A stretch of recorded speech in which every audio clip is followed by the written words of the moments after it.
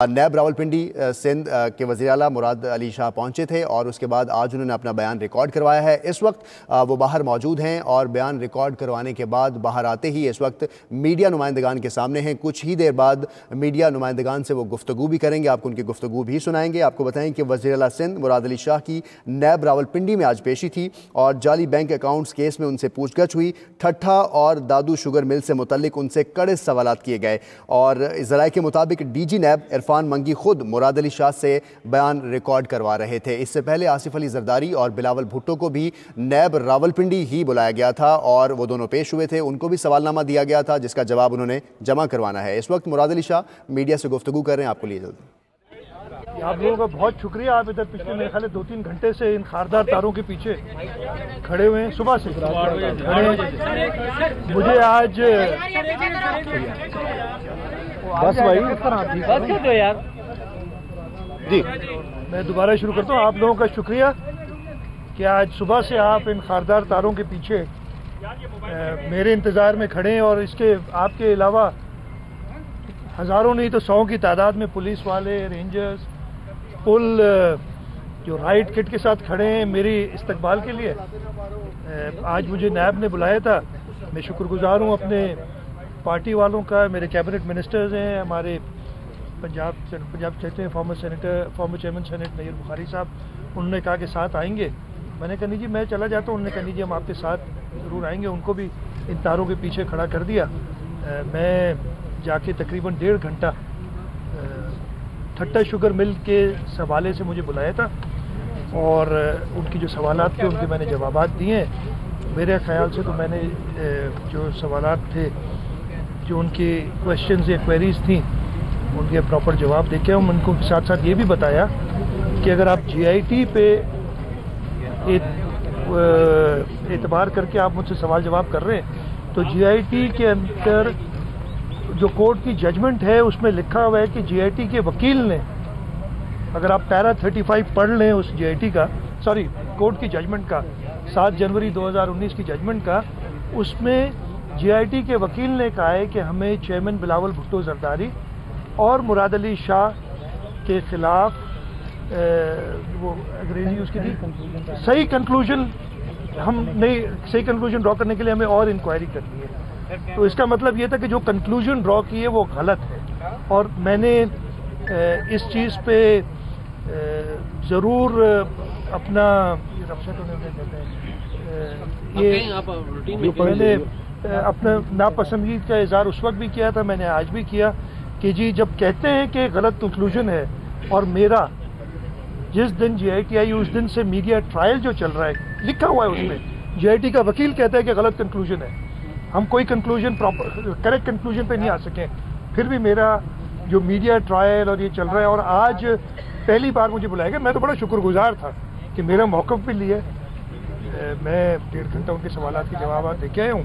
आगे जो प्रोसीजर होगा मैंने उनसे कहा कि हम पूरी तरीके से कोऑपरेट करेंगे आपके साथ, इसलिए कि ये जो मुकदमात हैं और GIT रिपोर्ट है ये झूठ पे मबनी है, इसमें बहुत ज़्यादा फ्लॉज हैं।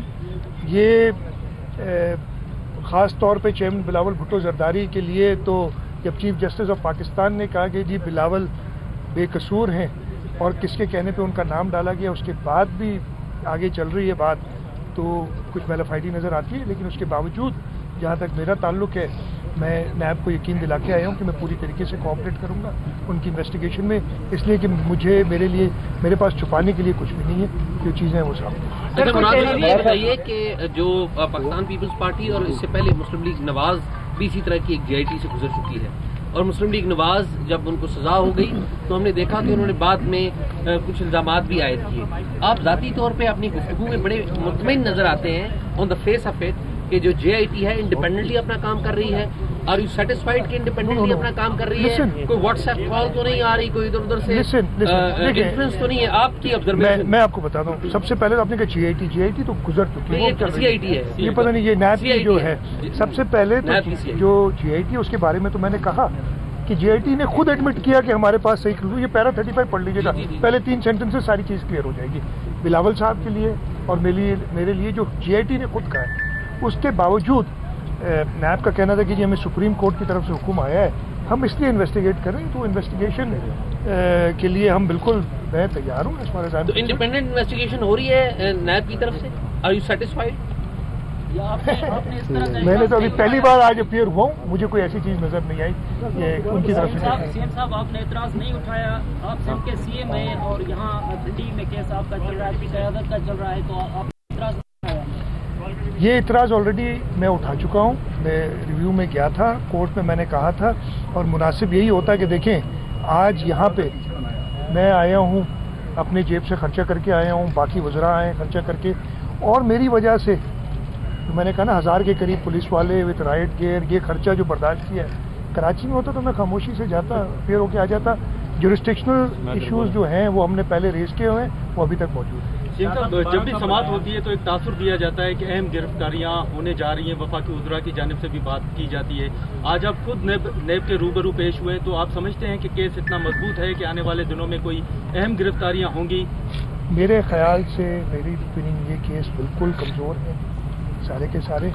बाकी फेडरल गवर्नमेंट तो जिस दिन GIT अनाउंस हुई थी उन्होंने तो सारा तैयार कर लिया था, डेट्स भी दे दी थी, अपने मीटिंग्स भी शुरू कर दी थी। वो मैलोपाइटी मेरा ख्याल है उनकी मैच्योरिटी है कि वो ऐसा सोच रहे हैं। मेरा नहीं ख्याल है कि केसेस में कोई ऐसी जान है कि वो ज़्यादा प्रोसीड कर सकें। यहाँ सुप्रीम कोर्ट का हुक्म है, नैब करेगी। मैं नैब से ही उम्मीद करूँगा कि बहुत सारे क्वेश्चन मार्क्स आ गए हैं। लेकिन इधर इन्वेस्टिगेट करना पिंडी में, जबकि केस के सारे लोग कराची में मौजूद हैं, जो अलेज्ड क्राइम जिसे कह रहे हैं वो भी कराची या सिंध में हुआ है, और जब पिंडी में लाके करना, पिंडी से हमारे पुरानी एक्सपीरियंस कोई अच्छा नहीं है।